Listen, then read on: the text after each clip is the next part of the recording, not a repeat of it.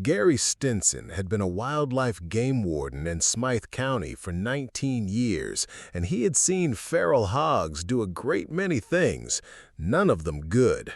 He had seen them root out a cornfield in a single night, 40 acres of it, the ground turned to mud and the stalks destroyed with a thoroughness that suggested not just hunger, but something closer to intent.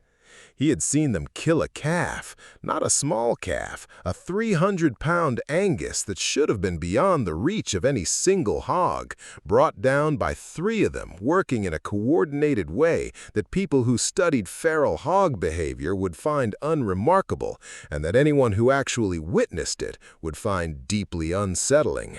He had seen a boar charge a truck, take the impact of the front bumper, get up, and charge again. He had never seen them do what they were doing on Hurricane Ridge.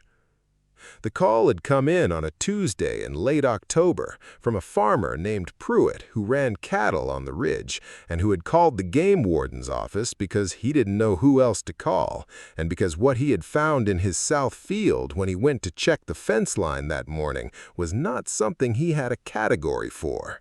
He told Gary on the phone, "They're just standing there." He said it in the flat tone of a man reporting something he had looked at for a long time and still didn't understand. Gary asked him how many. Pruitt said, "All of them. I don't know how many that is. All of them." Gary drove up to Hurricane Ridge in his department truck. The ridge ran along the Smyth County line in the way Virginia ridges ran, long, narrow, the timber thick on the slopes, and the cleared fields at the top where the farmers who had held land up here for generations ran their cattle on the high grass. Pruitt was waiting at the gate to the south field. He was 60-something, a lean man with the weathered quality of someone who had been working this ridge his whole life and who was not easily alarmed. He was alarmed now, not panicked, not irrational, but alarmed in the specific way of someone who had encountered something outside their experience and was waiting for someone with more relevant experience to tell them what it was. Gary got out of the truck and looked at the field. The hogs were at the far end of the south field, 200 yards away across the open ground. He could see them clearly in the October morning. 30, maybe 35 animals, all sizes, boars, sows, the smaller shapes of juveniles, a full sounder, the term for a feral hog group, which was itself an unusual thing to see intact because sounders this size tended to break up under pressure, and the presence of a human at the field gate was the kind of pressure that should have sent them into the timber line immediately. They had not moved toward the timber. They had not moved at all. They were standing in the field in a rough cluster, all of them facing east, toward the far fence line where the field ended and the slope dropped away into the creek drainage below. They were not grazing, they were not rooting, they were not doing any of the things that feral hogs did when they occupied a field. They were standing absolutely still, facing east in the early morning of a late October Tuesday, and they had been doing this, Pruitt told Gary, since at least the previous evening when he'd driven past the field on his four-wheeler and seen them and hadn't stopped because he assumed they'd move on. They hadn't moved on. Gary stood at the gate with Pruitt, and he looked at the hogs, and he thought about what he knew about feral hog behavior, which was considerable, and none of it accounted for this. He said, "When you saw them yesterday, were they in the same position?" Pruitt said, "Same spot, same direction. I thought they were feeding, but there's nothing over there, just the fence and the slope." Gary said, "How long have the hogs been on the ridge?" Pruitt said, "Couple years. They came up from the Tennessee border, worked their way north. I've been trying to get someone out here to deal with them since spring." "I know. I'm sorry it took this long." He said it because it was true, and because Pruitt deserved the acknowledgement. The department was understaffed, and the hog situation in Southwest Virginia had been escalating for 3 years, and there were more complaints than resources to address them. He opened the gate and walked into the field. The hogs did not react to him entering the field. This was the first wrong thing, the first specifically wrong thing, beyond the standing and the stillness and the facing. Feral hogs had good senses and poor eyesight, and when they detected a human in a field, they reacted. Flight or aggression, depending on the animals and the circumstances, but reaction. They did not ignore a human entering their space. These ignored him. He walked toward them slowly, the way he approached any potentially dangerous animal, calmly, deliberately, giving them every opportunity to register his presence and respond. He was 50 yards from them, 40, 30. He could see them clearly now, the individual animals, the specific posture of each one, all standing, all facing east, all still. Not sleeping still. He had seen hogs sleep, and the stillness of sleeping animals was the slack stillness of unconsciousness, the bodies settling into the ground, the snouts dropping. This was the opposite, alert stillness, the stillness of maximum attention directed at something he couldn't identify. He stopped 20 yards from the nearest animal, a large sow, 200 pounds at least, the kind of animal that did not hesitate to charge a human who got too close. She was facing away from him. He was in her detection range. She was not responding. He said, out loud to the field, to the hogs, "Hey." Nothing. He moved to the side, changing his angle so that he was no longer approaching from behind but from the flank of the nearest animals. He moved until he could see the faces of the outermost animals in the cluster. He stopped and he looked at their faces. Their eyes were open. This was not the glassy open of an unconscious or dead animal. The eyes were tracking, specifically tracking. All of them, every animal whose face he could see from his angle, tracking the same point. Something at the far fence line, something at the eastern edge of the field where the ground ended and the slope began. He looked at the fence line. Nothing. The fence, the slope, the creek drainage below, the timber on the far side of the creek, the ordinary landscape of a Smyth County ridge field in October. Nothing at the fence line that he could identify as the object of 35 feral hogs' complete and total attention. He walked to the fence line. He stood at the fence and he looked back at the hogs. From here he was looking at their faces, all of them, the full cluster, every animal oriented toward the fence, toward the point where he was now standing.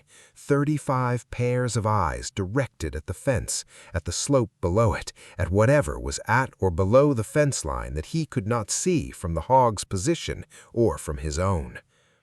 He looked down the slope. The slope was steep below the fence, a 45-degree grade dropping to the creek drainage, heavily timbered, the undergrowth thick with the October dead fern and the last of the summer growth going brown.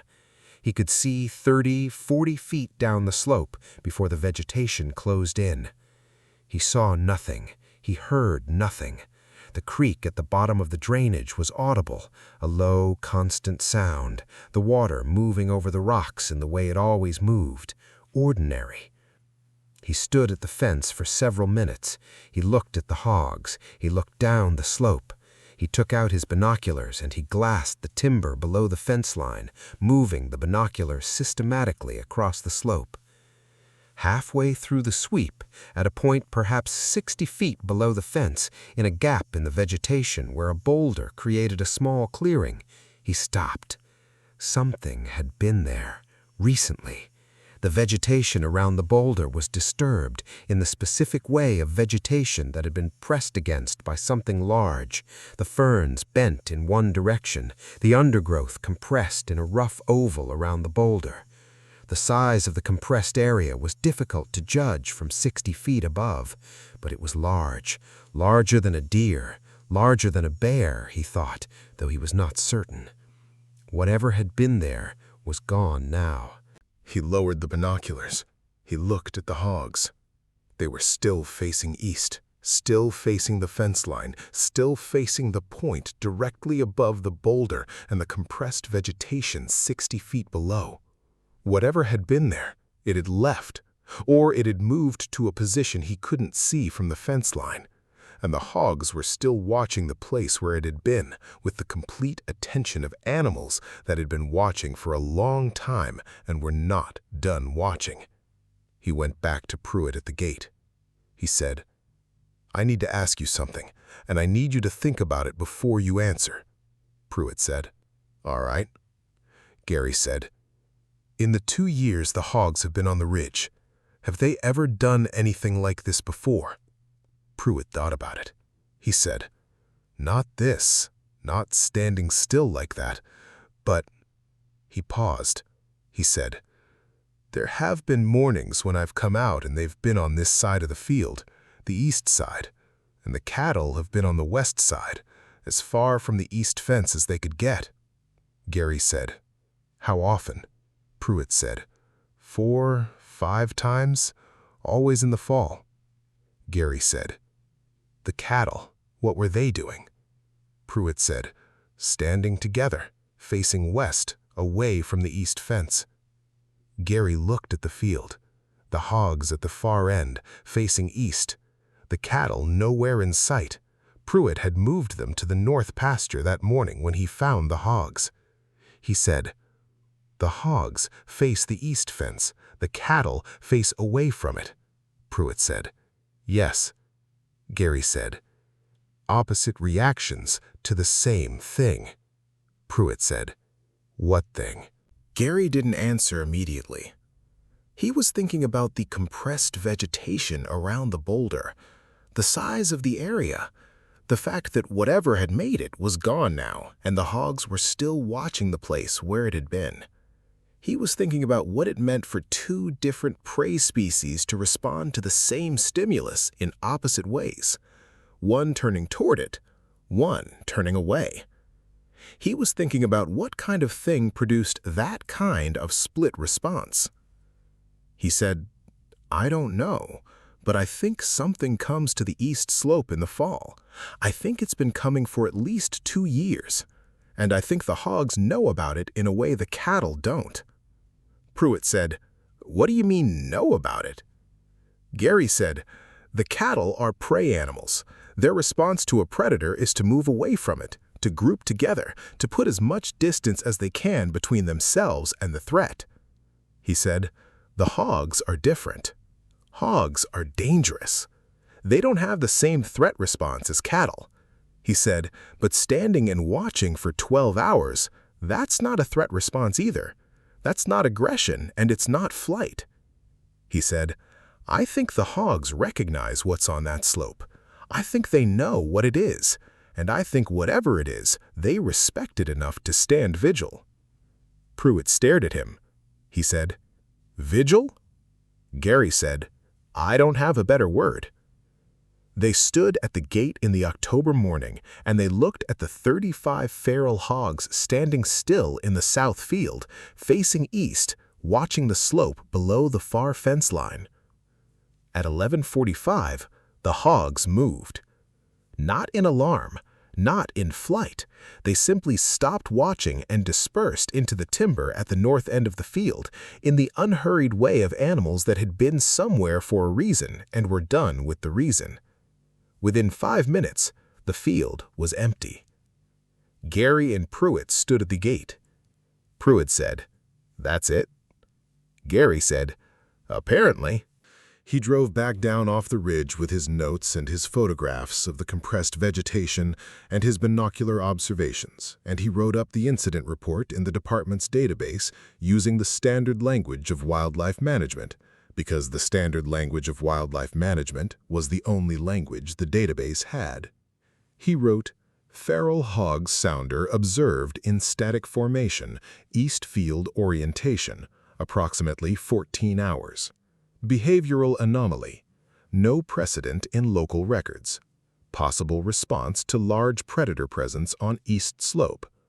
Compressed vegetation noted 60 feet below fence line, consistent with large animal resting site. No animal identified."